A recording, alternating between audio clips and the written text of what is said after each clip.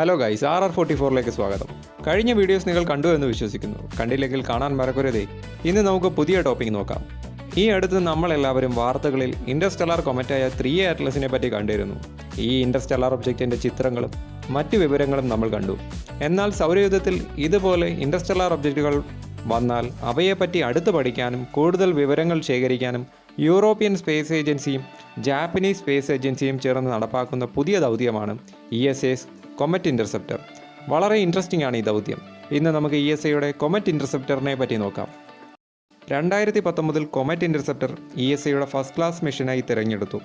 ESAയുടെ cosmic vision programme ഭാഗമായുള്ള പ്രോജക്റ്റാണിത്. സൗരയൂഥത്തിന് പുറത്തുനിന്ന് വരുന്ന കൊമറ്റുകളെ ഇൻ്റർസെപ്റ്റ് ചെയ്യുന്ന ആദ്യ മിഷനാണ് യൂറോപ്യൻ സ്പേസ് ഏജൻസിയുടെ കൊമറ്റ് ഇൻ്റർസെപ്റ്റർ. ഈ മിഷൻ വളരെ ഇൻട്രസ്റ്റിംഗ് ആവാൻ കാരണം നമ്മുടെ സൗരയൂഥത്തിൽ ആദ്യമായി എത്തിയ 1I ഒമോമുവ, പിന്നീട് വന്ന 2I ബോറിസോവ്, ഇപ്പോൾ ലേറ്റസ്റ്റായി എത്തിയ 3A അറ്റ്ലസ് ഒക്കെ ഭൂമിയിൽ ബേസ് ചെയ്തിരിക്കുന്ന ടെലിസ്കോപ്പുകളും ഹബിൾ സ്പേസ് ടെലിസ്കോപ്പും ജെയിംസ് വെബ് ടെലിസ്കോപ്പുമാണ് നിരീക്ഷിക്കുകയും ചിത്രങ്ങൾ എടുക്കുകയും വിവരങ്ങൾ ശേഖരിക്കുകയും ചെയ്തത്. ഇങ്ങനെ എത്തുന്ന ഇൻ്റർസ്റ്റെല്ലാറുകളെ അടുത്ത് നിരീക്ഷിക്കാനായി വളരെ പ്രയാസവുമാണ്. എന്നാൽ ഇവയെ സൂര്യമണ്ഡലത്തിന് സമീപം എത്തുമ്പോഴാണ് വ്യക്തമായി മനസ്സിലാക്കാൻ സാധിക്കുന്നത്. പിന്നീട് ഈ ഇൻ്റർസ്റ്റെല്ലാറുകൾ അതിവേഗതയിലുമാണ് സഞ്ചരിക്കുന്നത്. 3A അറ്റ്ലസ് 58 km/s വേഗതയിലാണ് നീങ്ങുന്നത്. അതിനാൽ കണ്ടെത്തിയ ഉടനെ പ്ലാൻ ചെയ്ത് ഒരു പേടകം ലോഞ്ച് ചെയ്യാൻ സമയം വളരെ കുറവുമാണ്. അതുകൊണ്ട് തന്നെ യൂറോപ്യൻ സ്പേസ് ഏജൻസിയുടെ ഈ മിഷൻ ഇൻട്രസ്റ്റിംഗ് ആകുന്നു. ഈ മിഷനിൽ ഇതെങ്ങനെ സാധ്യമാകും എന്ന് നമുക്ക് നോക്കാം. ദൂരപരിധി കൂടുതലുള്ള കൊമറ്റുകളുടെ പീരീഡ് 200 വർഷവും മില്യൺസ് വർഷങ്ങളുമാണ്. ഇവയുടെ ഓർബിറ്റ് വളരെ എക്സെൻട്രിക് ആണ്. ഹൈപ്പർബോളിക് പാതകളാകും ഇവ സ്വീകരിക്കുന്നത്. അതുകൊണ്ട് തന്നെ ഇവയെ മാസങ്ങളുടെ പരിധിയിൽ മാത്രമേ ഡിറ്റക്ട് ചെയ്യുവാൻ സാധിക്കൂ. ESAയുടെ കൊമറ്റ് ഇൻ്റർസെപ്റ്റർ ഇതുകൊണ്ട് തന്നെയാണ് ഇൻട്രസ്റ്റിംഗ് ആവുന്നത്. കൊമറ്റ് ഇൻ്റർസെപ്റ്റർ ലോഞ്ച് ചെയ്ത ശേഷം സ്റ്റേബിൾ ഹാലോ ഓർബിറ്റിൽ പാർക്ക് ചെയ്യും. ഇത് സൂര്യൻ്റെയും ഭൂമിയുടെയും ഇടയിലുള്ള L2 പോയിന്റിലാണ്. ഭൂമിയിൽ നിന്ന് 1.5 മില്യൺ കിലോമീറ്റർ അകലെയാണ് ഈ പോയിന്റ് സ്ഥിതി ചെയ്യുന്നത്. 5 വർഷം മിഷൻ പരിധിയുള്ള ഈ പ്രോഗ്രാമിൽ അൺനോണായ ഒരു ഇൻ്റർസ്റ്റെല്ലാറിൻ്റെ പിന്നാലെ പോകാൻ 2 മുതൽ 3 വർഷം വരെ വെയിറ്റ് ചെയ്യും. റീസണബിളായ വേഗപരിധിയിൽ ഇത് സാധ്യമാകുമെങ്കിൽ ആ ടാർഗറ്റിനെ സെലക്ട് ചെയ്യും. ബേസ് ലൈൻ ഡിസൈൻ എന്ന് പറയുന്നത് സോളാർ ഇലക്ട്രിക് പ്രൊപ്പൽഷൻ ആണ്. സ്യൂട്ടബിളായ കൊമറ്റിന് പിന്നാലെ പോകാം എന്ന് തീരുമാനിക്കുന്നത് ഗ്രൗണ്ട് ബേസ്ഡ് ഒബ്സർവേഷണൽ സർവേ സ്റ്റേഷനുകളായ പാൻസ്റ്റാസ്, അറ്റ്ലസ് അല്ലെങ്കിൽ Vera C Rubin observatories, legacy survey of space and time അഥവാ LSST എന്നിവ കാരണമാണ്. ഒരു ലോങ് പീരീഡ് കൊമറ്റിനെ ഇൻ്റർസെപ്റ്റ് ചെയ്യാൻ സാധിക്കില്ല എങ്കിൽ ഷോർട്ട് പീരീഡ് കൊമറ്റിനെ സെലക്ട് ചെയ്ത് ഇൻ്റർസെപ്റ്റ് ചെയ്യും. ഇൻ്റർസെപ്റ്റിംഗ് കൊമറ്റിൻ്റെ വേഗതയും ഡയറക്ഷനും പെർമിറ്റ് ചെയ്യുന്നുവെങ്കിൽ ആ തീരുമാനം ഇൻ്റർസെപ്റ്റർ നടപ്പിലാക്കും. ESAയുടെ കൊമറ്റ് ഇൻ്റർസെപ്റ്റർ ഇൻ്റർസ്റ്റെല്ലാറിന് പിന്നാലെ സഞ്ചരിച്ച് അടുത്തെത്തുന്നതിന് 1-2 ദിവസം മുമ്പ് മെയിൻ സ്പേസ് ക്രാഫ്റ്റ് 2 ചെറിയ പ്രോബുകൾ ഡിപ്ലോയ് ചെയ്യും, B1 ആൻഡ് B2. ഇതിന് ടാർഗറ്റിനെ വളരെ അടുത്ത് നിരീക്ഷിക്കാനാകും. ഇതുവഴി കൊമറ്റിൻ്റെ കോമയെ അടുത്ത് നിരീക്ഷിക്കാനാകും.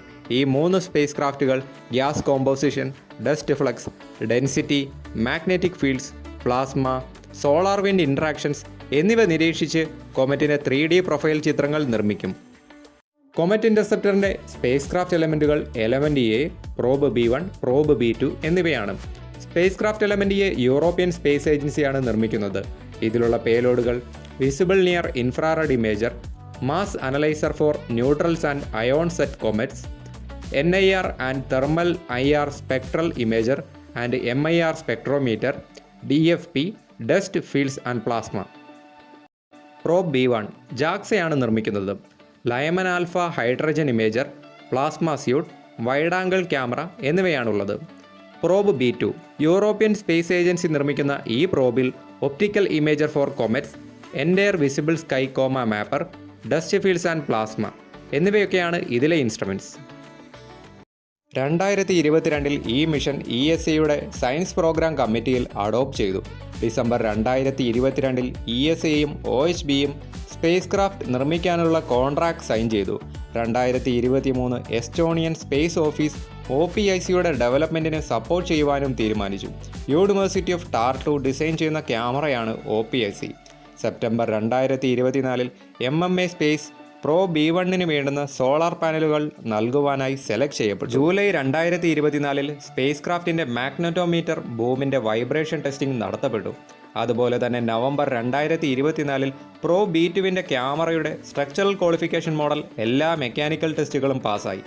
സ്ട്രക്ചറലി സൗണ്ട് ആണെന്നും കണ്ടെത്തി. ഡിസംബർ 2024 ബ്രൂണോ ചെക്കിയിലുള്ള OHB ചെക്ക് സ്പേസ് ഡസ്റ്റ് ഷീൽഡിൻ്റെ ടെസ്റ്റിംഗ് ആർട്ടികൾ അസംബിൾ ചെയ്തു. ഇത് പിന്നീട് ടെസ്റ്റിങ്ങിന് വേണ്ടി ജർമ്മനിയിലുള്ള ABG ടെസ്റ്റ് ഫെസിലിറ്റിയിൽ ട്രാൻസ്പോർട്ട് ചെയ്തു. May 2025 Latvian project C-13D photo realistic computer generated ഇമേജുകളുടെ റിസൾട്ടുകൾ യൂറോപ്യൻ സ്പേസ് ഏജൻസിക്ക് നൽകി. ഇത് സ്പേസ് ക്രാഫ്റ്റിലെ ക്യാമറയുടെ വിവിധ സാഹചര്യങ്ങളിലുള്ള ടെസ്റ്റുകൾ നടത്താൻ ഉപയോഗിക്കും. സ്പേസ് ക്രാഫ്റ്റിലെ ഫ്ലൈറ്റ് കമ്പ്യൂട്ടറുകൾ റെഡ് വയർ കോർപ്പറേഷൻ ESAയ്ക്ക് ഡെലിവർ ചെയ്തു. കൊമറ്റ് ഇൻ്റർസെപ്റ്ററിൻ്റെ ഇൻസ്ട്രുമെൻറ്റുകളുടെ നിർമ്മാണവും ടെസ്റ്റുകളും എല്ലാം കഴിഞ്ഞ് 2029 ലോഞ്ച് ചെയ്യാനാണ് പ്ലാൻ ചെയ്തിരിക്കുന്നത്. കൊമറ്റ് ഇൻ്റർസെപ്റ്റർ ESAയുടെ തന്നെ ഏരിയൽ സ്പേസ് ടെലിസ്കോപ്പിൻ്റെ ഒപ്പം ലോഞ്ച് വെഹിക്കിൾ ഷെയർ ചെയ്യും. ഈ ടെലിസ്കോപ്പും ലഗ്രാഞ്ചെ പോയിന്റ് 2ലേക്കാണ് വിക്ഷേപിക്കുന്നത്.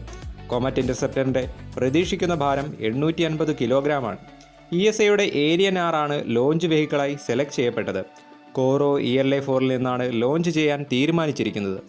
ഈ പ്രോഗ്രാമിൻ്റെ പ്രിൻസിപ്പൽ ഇൻവെസ്റ്റിഗേറ്റർ UK-യിലെ മുള്ളാർഡ് സ്പേസ് ലബോറട്ടറിയിലെ ജെറൈൻ ജോൺസ് ആണ്. സ്പേസ് ക്രാഫ്റ്റ് ബസിൻ്റെ മാക്സിമം കോസ്റ്റ് പ്രതീക്ഷിക്കുന്നത് 150 മില്യൺ യൂറോയാണ്. ഇത് സയൻസ് ഇൻസ്ട്രുമെൻറ്റുകളും ലോഞ്ച് സർവീസുകളും എക്സ്ക്ലൂഡ് ചെയ്തിട്ടാണ്.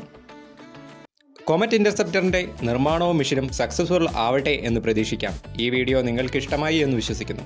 ലൈക്ക്, കമൻറ്റ്, ഷെയർ, സബ്സ്ക്രൈബ് കൂടി ചെയ്യാനും മറക്കല്ലേ. അതുപോലെ ബെല്ലൈക്കണും കൂടി പ്രസ് ചെയ്യണേ. പുതിയ ടോപ്പിക്കുമായി വീണ്ടും കാണാം.